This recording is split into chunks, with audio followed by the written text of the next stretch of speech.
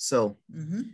hello everyone. This is the first and opening session of the International Online Conference on Women in Science, Technology, Engineering, Art, and Mathematics with the subtitle of Resilience, Sustainability, and Governance. In this session, we'll be hearing Professor Yolanda speaking, and the conference is bilingual. Professor Yolanda will be speaking in Portuguese. I'll ask Professor Yolanda to present herself and then start her presentation. Muito obrigada, professor Carlos Gonçalves, por este convite e por eu poder participar neste debate muito interessante. Eu vou fazer, portanto, a partilha dos slides, que é para orientar melhor a minha apresentação. Acredito que vê-se muito bem. Vê-se muito bem. Sim, senhora. Então, só tenho é que ir lá no início. Portanto, eu começo por me apresentar dizendo que sou doutorada em Gestão Empresarial Aplicada, sou professora auxiliar a colaborar com a Universidade Politécnica em Maputo desde 2013. Desenvolvo atividades de ensino a nível dos programas de mestrado, faço a supervisão de estudantes e gestão acadêmica. Mas antes desta colaboração com a Politécnica, deixe-me dizer que eu trabalhei por mais de 40 anos no aparelho do Estado em Moçambique. E durante esse período, portanto, acumulei uma longa experiência de trabalho na área de gestão, que depois darei mais detalhes à frente. Portanto, pretendo analisar em que medida as dificuldades e desafios enfrentados pelas mulheres, em particular a mulher moçambicana, presente na esfera da gestão e, concretamente, nos órgãos decisores, influenciam o seu empoderamento, crescimento profissional, e vou fazer isso a partir da minha experiência profissional. Começo por dizer que, realmente, o século XX ele foi marcado por grandes mudanças, a partir do desenvolvimento das inovações tecnológicas que impulsionaram, em grande medida, um conjunto de direitos para as mulheres. E o marco importante é, portanto, a Conferência de Beijing, que foi em 1995 e que, portanto, abriu as portas, houve mais impulso para que as mulheres tivessem mais acesso nos seus direitos. E isto também graças ao desenvolvimento das tecnologias de informação, porque a partir delas houve uma rápida circulação de informação e de dados, o que favoreceu a partilha mais abrangente das experiências e conquistas das mulheres. Portanto, as mulheres deram as experiências, as suas conquistas, e isso, tanto criou mais motivação para mais mulheres se inserirem no mercado de trabalho. Por outro lado, também verificamos que nos últimos tempos a academia e organizações da sociedade civil têm desempenhado um papel bastante relevante na advocacia da participação das mulheres nas áreas de ciência, tecnologia, pesquisa, nos espaços de tomada de decisão e, portanto, graças à plataforma de Beijing a que eu já me tinha referido. E também a entrada da mulher no espaço público trouxe experiências significativas de liberdade e de responsabilidade também, e isso contribuiu para o aumento da autoestima das mulheres e reduziu grandemente as diferenças entre o trabalho masculino e trabalho feminino. Falando nos benefícios e a importância da liderança feminina, eu digo que, de acordo com o que tenho acompanhado, as mulheres na liderança de qualquer empresa, seja qual for ele o tamanho, são enormes, de acordo com vários estudos que já foram publicados e que neste espaço não caberiam aqui. Mas começaria, por exemplo, por indicar este estudo da McKinsey, que diz que as empresas que possuem mulheres na liderança têm 21% de oportunidade de ter desempenho financeiro acima da média. Portanto, este é um estudo muito conhecido e muito divulgado, que vem comprovar que uma liderança feminina numa empresa, né, de influenciar em 21% o crescimento financeiro da empresa.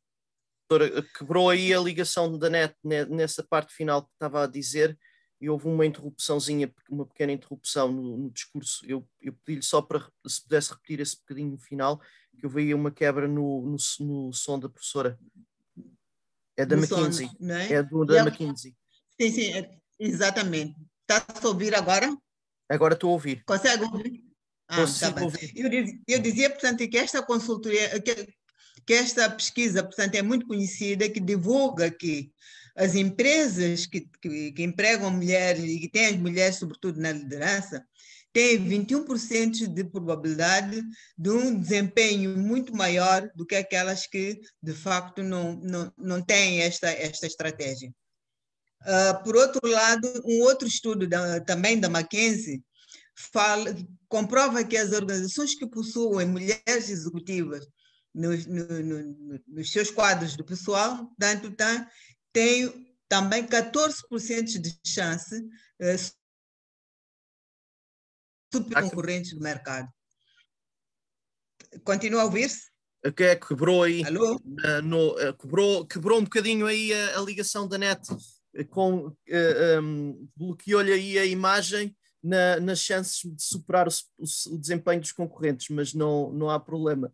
Às vezes as ligações da net quebram, exato. Fica congelada a sua imagem. Tá bem. Mas eu agradeço por essa ajuda, professora, porque assim eu posso melhorar a comunicação. Desculpa, né? Mas é só para não, era só para avisar quando quebra, para não pensar que tinha. Tá bem. Mas agora tá não, bem. Pronto, porque foi só nas chances, mas às vezes quebra um bocadinho aí a ligação, congela a imagem da professora. É o sistema. Tá bem. Se calhar eu tirar a minha imagem. Não. Não. Eu penso que isto é mesmo assim. dos delays na comunicação, como a professora está em Moçambique. Exato. Às vezes há delays nas ligações. Muito bem. Peço desculpa, mas. Nada, faz muito bem.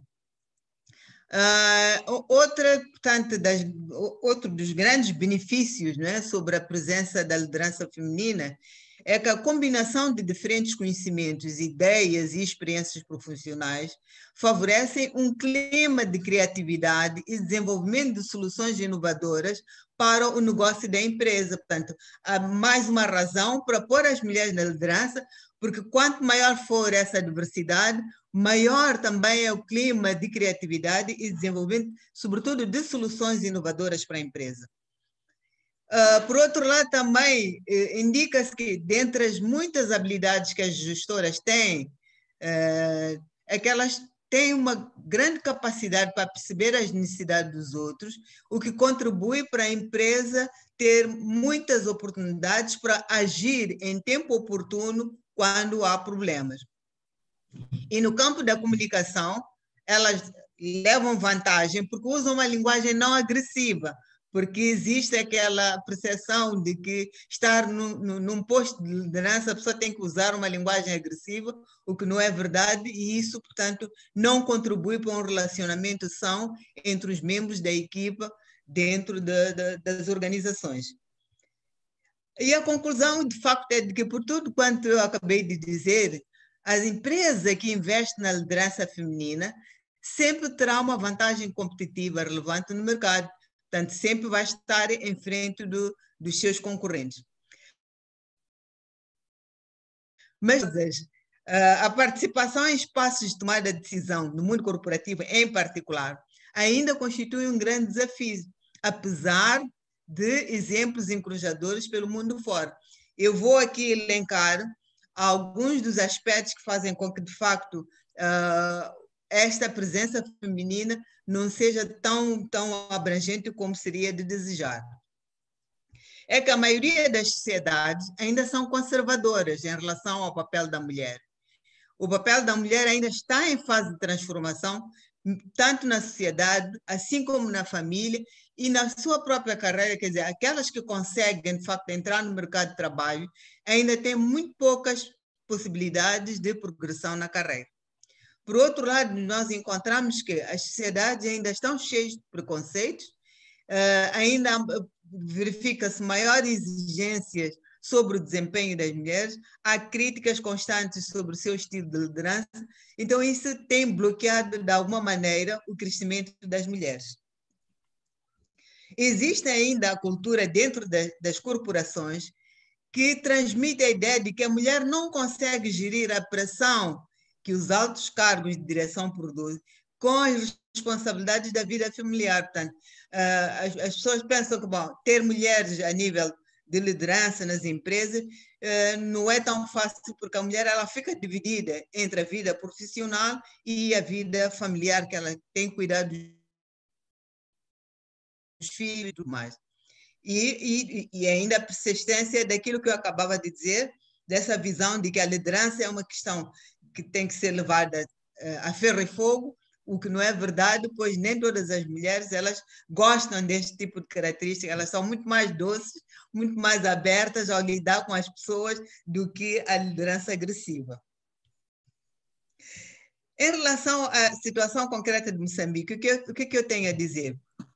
É que Moçambique, até aqui, é tido como um dos países na vanguarda no cumprimento das convenções internacionais sobre a proteção dos direitos das mulheres. Mas isto não assegura a visibilidade que nós poderíamos esperar da presença das mulheres nos espaços do poder, particularmente no mundo corporativo.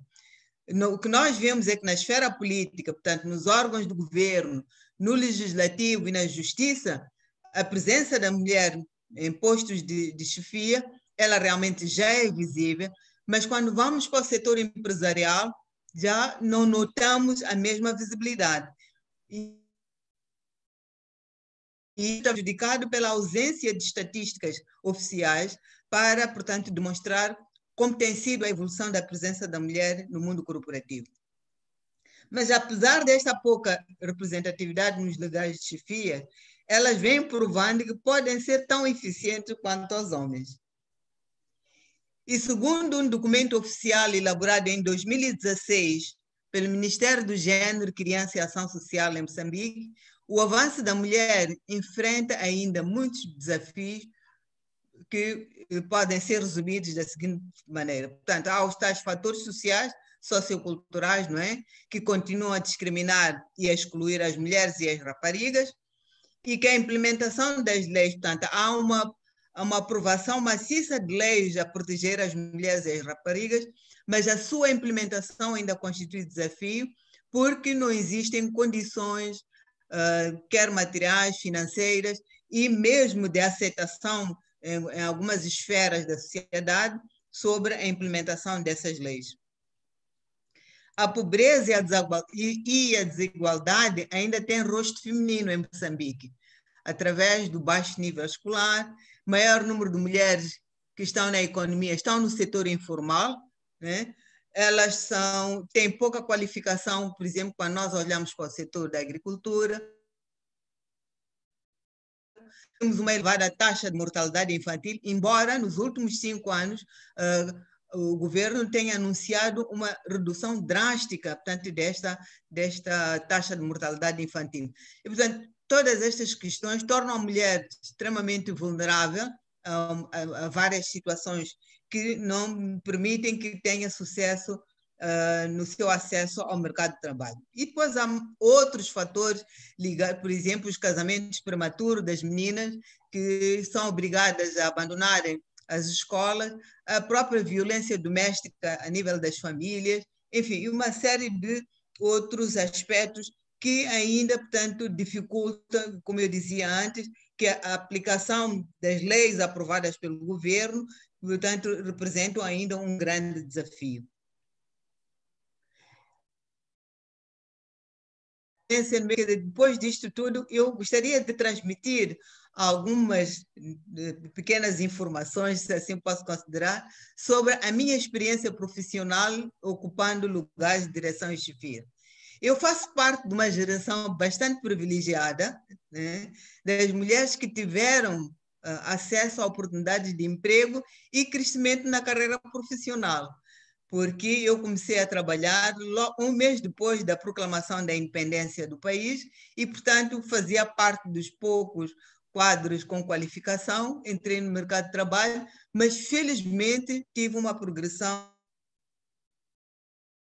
que me deixou muito satisfeita e que eu gostaria de compartilhar aqui nesta apresentação. E digo também que essa minha longa trajetória profissional proporcionou-me ganho de experiência, e esse ganho de experiência tornou-me, quer dizer, ajudou-me bastante a ter maior tenacidade e perseverança ao longo dos anos para cumprir com as tarefas que eram atribuídas ao longo do processo. E nesses últimos anos da minha carreira profissional, durante 6 anos, eu dirigi uma empresa do ramo de transporte público. Portanto, ocupei o lugar de presidente do Conselho de Administração, que operava com alto déficit financeiro devido aos altos custos de operação e manutenção. E isto por quê? Porque é uma empresa de prestação de serviços com cariz social e que contribuíam significativamente para os resultados negativos, e isso, portanto, ano após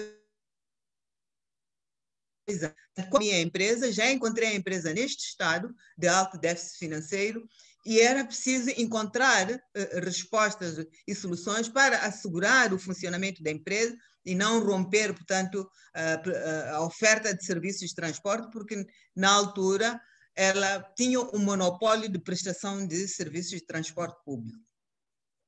Então, eu e os meus colegas concebemos um plano de reestruturação, um programa de reestruturação, que basicamente ele era composto pelas seguintes linhas de intervenção. O primeiro foi modernização do modelo de exploração.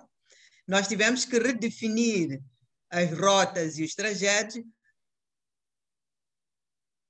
A própria composição das tripulações também foi reconfigurada, e o mais importante e o mais emblemático também foi a introdução de um sistema de gestão de frota baseado nas tecnologias de informação e comunicação. E isso fez uma grande diferença, porque em tempo real nós tínhamos como controlar por onde é que andavam os autocarros, como é que poderíamos controlar as áreas que eram menos favorecidas, portanto, pela presença de autocarros, e isso, de facto, fez uma diferença, e no fim do dia nós poderíamos computar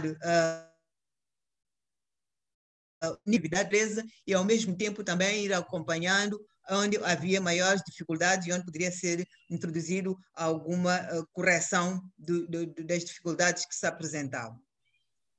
Por outro lado, também foi introduzido um sistema de gestão integrada de recursos humanos, porque até então a questão de recursos humanos ela era feita de forma ad hoc, em que apenas só se preocupavam com o processamento de salários, com o controle de efetividade, e não uma visão muito mais abrangente que tivesse em conta a questão, por exemplo, da progressão nas carreiras, da avaliação de desempenho e outras preocupações, por exemplo, os trabalhadores aumentarem o seu nível escolar. Por isso foi preciso, portanto, criar um sistema de bolsas de estudo para que as pessoas pudessem melhorar o seu nível de qualificação e competências para poderem trabalhar na empresa. Um dado também extremamente importante teve a ver com a questão da saúde e segurança na empresa, em que foram introduzidas medidas para realmente evitar que os trabalhadores permanecessem mais tempo em casa por causa de problemas de doenças, ser controladas se houvesse uma intervenção antecipada de assistência sanitária.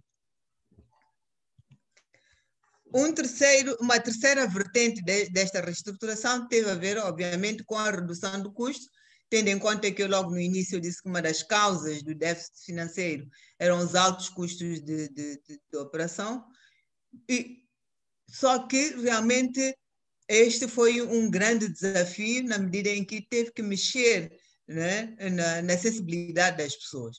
Nós tivemos que reduzir, em primeiro lugar, custos que não eram geradores de valor dentro da empresa, renegociando a dívida e também negociando com os credores o faseamento do pagamento das dívidas em carteira. Por outro lado, também nós fizemos a alienação de bens que tanto eram indispensáveis empresa, retirando aqueles cargos que já não tinham grande contributo no processo produtivo, e isto proporcionou um nível de liquidez no curtíssimo prazo que contribui, portanto, na manutenção das atividades da empresa. É claro que esta medida, de alguma maneira, ela foi muito crítica porque mexeu com o redimensionamento da força de trabalho. E quando falamos do redimensionamento da força de trabalho, estamos a dizer que houve pessoas que perderam o emprego, mas isso realmente era inevitável, tendo em conta a situação financeira da empresa. Portanto, eu tenho consciência que as decisões que tomei influenciaram as estratégias da empresa em relação ao mercado de transporte na cidade de Maputo e teve um papel muito importante no processo da transformação cultural, porque realmente era pela primeira vez que esta empresa tinha na sua direção uma mulher e isso, de alguma forma, contribuiu para a quebra de determinados estereótipos que ainda temos na sociedade. Mas tomar decisões não é nada fácil, e eu tenho que reconhecer isso. E todos os dias eu reconhecia. Uma boa parte das decisões que tomei afetaram pessoas e com consequências negativas, porém eram necessárias para a sobrevivência e continuidade das atividades em benefício do público utente. Portanto, foram sacrificadas pessoas, sim senhora, na empresa, mas do ponto de vista daquilo que era o objetivo do seu negócio, ele foi alcançado porque não houve ruptura na continuidade das atividades. Continuamos a operar, sim, com algumas dificuldades, mas pelo menos íamos dando cobertura a quem precisava de transporte. E um grande desafio que tive que enfrentar ao longo destes 6 anos foi portanto, gerir a empresa com base nas melhores práticas de gestão e as interferências políticas do dono da empresa. Portanto, é uma empresa do Estado e isso levanta grandes problemas para quem está à frente de uma empresa do Estado e que tem este objetivo de produzir resultados no fim do dia, e no caso aqui produzir resultado não era lucro, mas sim garantir que todos os dias os autocarros pudessem circular, e isso de facto criou. Todos nós sabemos que empresas do Estado estão sujeitas a interferências políticas que muitas vezes não nos permitem, portanto, levar a bom porto a nossa atividade. No entanto, eu acho que, independentemente de tudo isso aí, a minha presença na empresa, ela contribuiu para a quebra do preconceito cultural sobre a liderança das mulheres na área de transporte público e tornei-me uma referência para as poucas mulheres existentes na empresa. É um pequeno número, que era composto por motoristas, cobradoras e assistentes administrativas, mas só o fato de todos os dias irem para a empresa é uma mulher, isso já foi um grande ganho, e hoje tenho a satisfação de receber informações de que algumas delas continuaram com os seus estudos e uma delas até está a fazer doutoramento na Universidade Eduardo Mondlane, o que me deixa extremamente satisfeita, porque, afinal de contas, deixei algum legado naquela empresa. E por isto tudo, eu termino esperando que realmente tenha sido útil nesta apresentação, a partir da minha breve experiência, que acredito que, enfim, alguma coisa terá deixado. Muito obrigada pela atenção dispensada. Muito obrigado, professora Yolanda. Foi uma excelente apresentação, deu-nos aqui ficou em pontos centrais da participação das mulheres e a sua experiência profissional e pessoal é fundamental enquanto exemplo quer para o problema em termos de e quer para a conferência, foi fundamental. Obrigadíssimo. Foi uma excelente participação, um excelente contributo. Hoje vai ser partilhado depois o vídeo no YouTube, é o primeiro, porque foi a abertura da conferência, foi com a professora Yolanda, e vai ser o primeiro vídeo a ser partilhado. Portanto, a gravação vai ser convertida agora em vídeo e disponibilizada no YouTube. Portanto, muito obrigado, professora Yolanda, e espero depois ouvi-la mais vezes e acompanhar a sua carreira, porque é fantástico. Obrigadíssimo.